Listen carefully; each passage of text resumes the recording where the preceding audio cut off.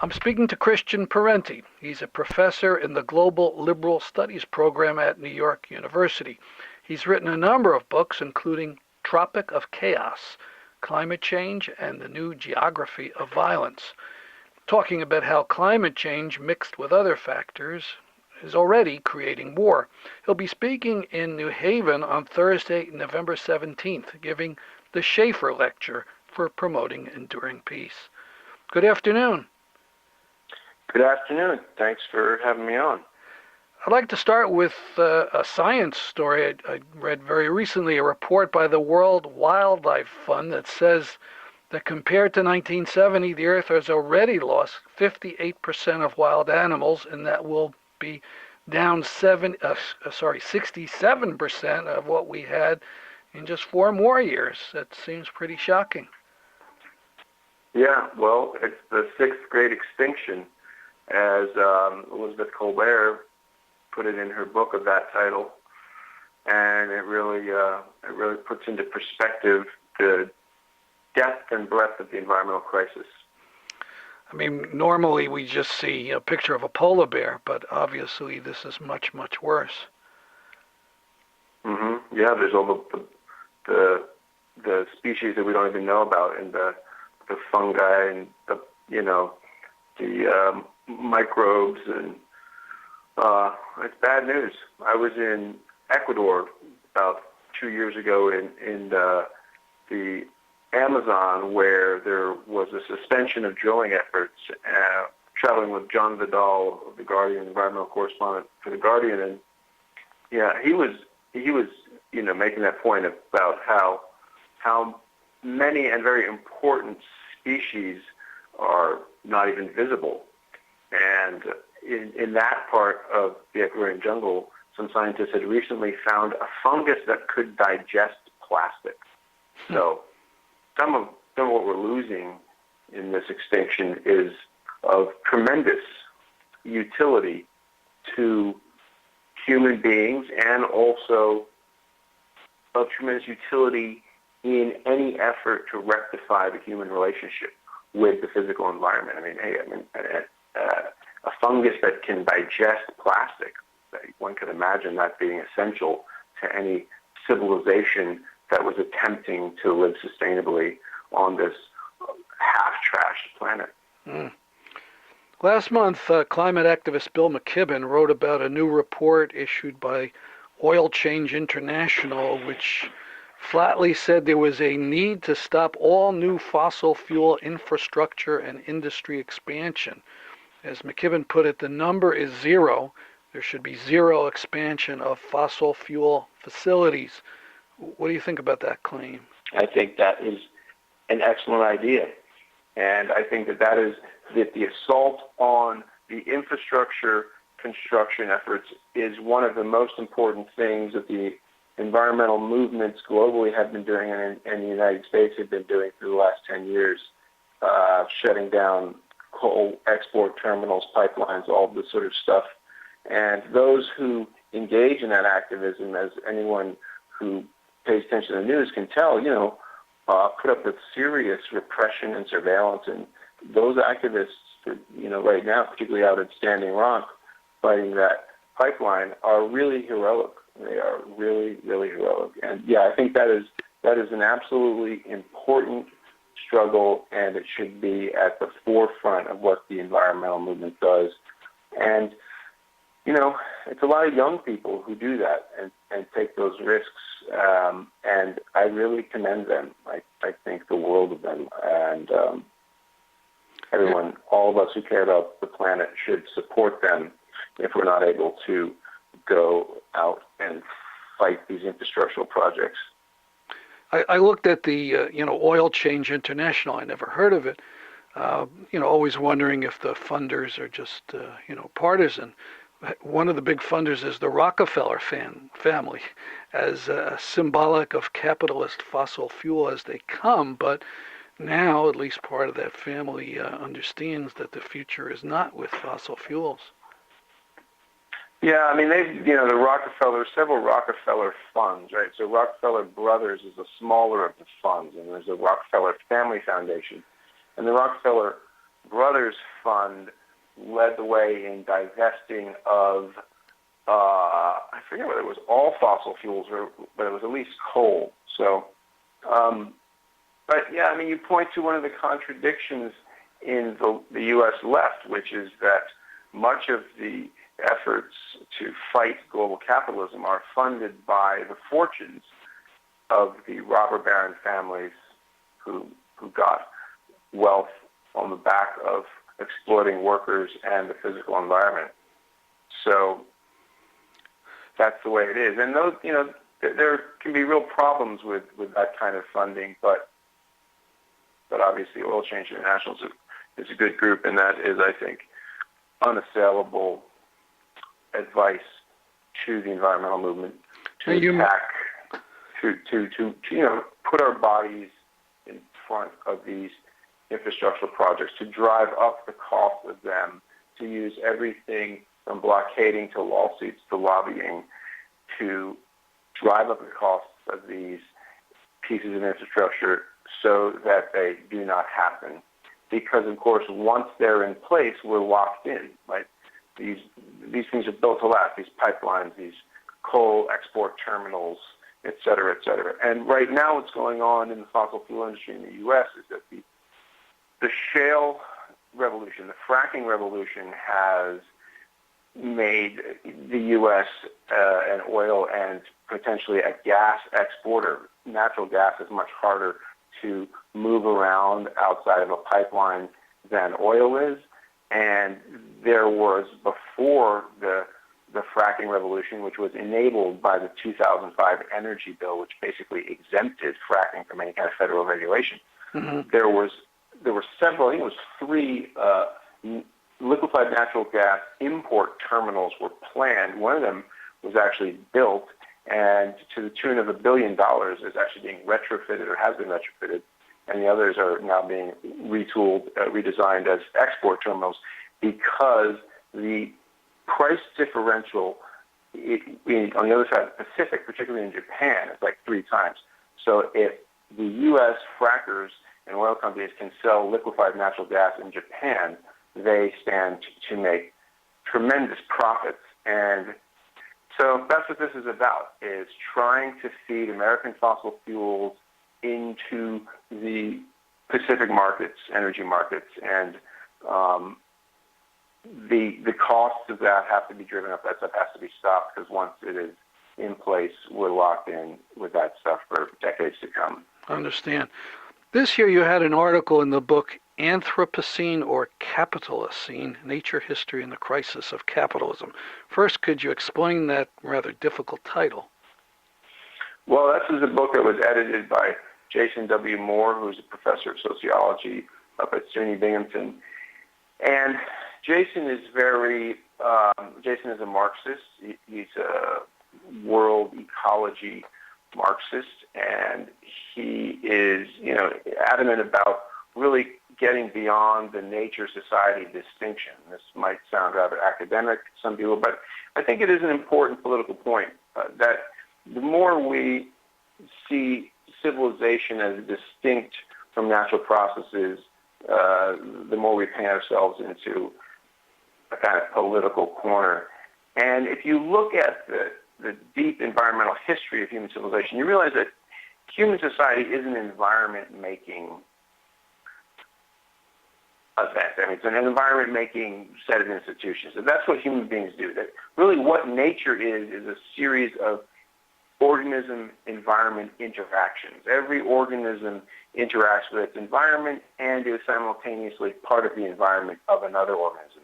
And human beings have played historically actually both destructive and actually very positive roles in environment making. So an example is the role of fire in creating landscapes. This was only in the last 20 years have historians and ecologists really understood the importance of human beings as agents of fire, and fire as an agent in creating biodiversity. So I mean, I could go on and on about this stuff, but suffice it to say that if there was never any interruption by fire, the world would become covered in tall forests, and that would actually not lead to more biodiversity. That would lead to a decline in the variety of landscapes. So the two main forces that spread fire historically are lightning and human beings. And in North America, Native Americans used fire to fundamentally alter the landscape. There's this whole kind of romantic racism about, Native Americans they treaded lightly on the landscape. Actually, they were very robust environment builders. In the Northeast, the landscape was burnt twice a year, in the fall and the spring. And what this did was keep down the tick population and create edge habitat that deer and birds and various types of game used. It also opened spaces for farming. So if we can recall that history, we realize, okay, we are fundamentally an environment-making species, and we can either do that in a way that produces more life and more biodiversity, or we can do it in the way that we're doing it now. And so what Jason is doing with this idea of the Capitalocene versus the Anthropocene is trying to get away from the implicit Malthusian, misanthropic connotations of the Anthropocene, that man is bad and that the signature of the Anthropocene is the decline of biodiversity. And really what, the negative impacts of human beings, admittedly they can go very far back. There's examples of human-driven extinctions, we believe, of, for example, megafauna in Australia and stuff like that. A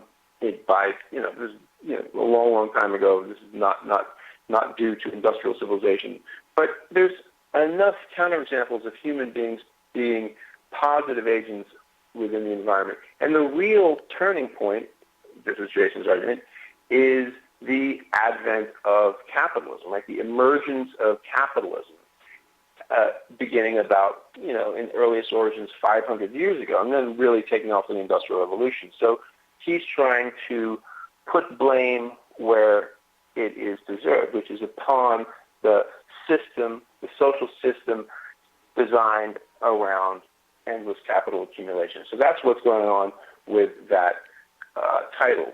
Now, I understand your article was about the crucial role of government in this development? Right. My argument is that the state is an environment-making institution. And so the punchline is, like, if we think that, okay, government has to step up and take on this new role of environmental stewardship, which really it means environment making, well, this is not a new thing. This is what states do. Why? Because states are territory, right? I mean, states don't just have territory, they are territory. That's like fundamentally how you define a state. And what do states do to that territory? Well, they're facilitating development of whatever type. And part of the argument in that essay is to reinsert the state into the history of capitalism, to just, fundamentally at a historical level debunk the mythology of laissez-faire. That is not how capitalism operates. Wait, I didn't hear something. Not. You said debunk what? The mythology of laissez-faire. Oh, okay. Right? Free market economics. That is not how capitalism operates, and it is definitely not how capitalism has developed anywhere in the world. If you look at the story of development in pretty much any country, you'll see that where there is successful development in terms of growing the GDP, increasing the amount of wealth available, leave aside whether that's good or bad, right? The state plays a leading and guiding role, and that is very much the case in American history. There is a kind of sort of hidden developmentalism at the heart of the American state. Well, along that line, that developmentalism is all about transforming the landscape, and the state has, in this country in particular, has used its control over territory to subsidize and drive the development of capitalism. Now, along that line, what do you think of climate scientist James Hansen's plan to levy a steeply growing carbon tax while giving all the money back to the public and having them, by purchases, determine things? Yes. this is what I think of that. At the risk of being rude, I mean, Jim Hansen is an amazing scientist, but I think that is not in touch with political reality. And the reality is we are not going to pass a carbon tax in this country in the foreseeable future. But the good news is we don't have to pass a complicated program like the one Jim Hansen is proposing, because we already have laws on the books that allow us to impose a de facto carbon tax in the form of fines. And what I'm talking about is the Clean Air Act and the other rules that empower the EPA. And this has all been tested in the courts numerous times, and we spent most of the Obama era waiting for the federal government to issue rules pursuant to the Clean Air Act. The ultimate test for this around greenhouse gases came in 2007 in Massachusetts versus EPA. And the ruling in that case was that the EPA had the obligation to regulate greenhouse gas emissions. And we've been waiting since then for the federal government to act to follow the law. So what that means is that industry would be free to burn fossil fuels. They would, however, have to pay fines if they did so at levels beyond a scientifically determined safe amount, which if we were to take the language of the Clean Air Act seriously, the scientific limit for safe emissions is pretty much zero. So that's a de facto carbon tax. That's essentially a carbon tax, because what it means is that if you burn fossil fuels to create energy, you are free to do that and you're free to sell that energy, but you're going to have to pay a heavy-duty fine, which will cause the cost of that energy to rise. And if we did that, that's essentially a carbon tax. And so I think these ideas of carbon tax that is then redistributed, it makes sense in terms of fairness, but I don't think politically it adds up. So it's not something that I'm going to get tangled up in. And these ideas have been around for like 10 years. Peter Barnes had a whole thing called the Sky Trust and wanted to do something very similar to what Hansen is proposing. And I think that the danger is that we overlook the possibilities that are readily at hand in the already existing laws that progressives and leftists and environmentalists have generally ignored, but the Koch-funded AstroTurf movements of the right have been paying very close attention to. They hate the EPA. They have been obsessed with the EPA for over 10 years, and they have had some considerable success in cutting the EPA's budget. And why?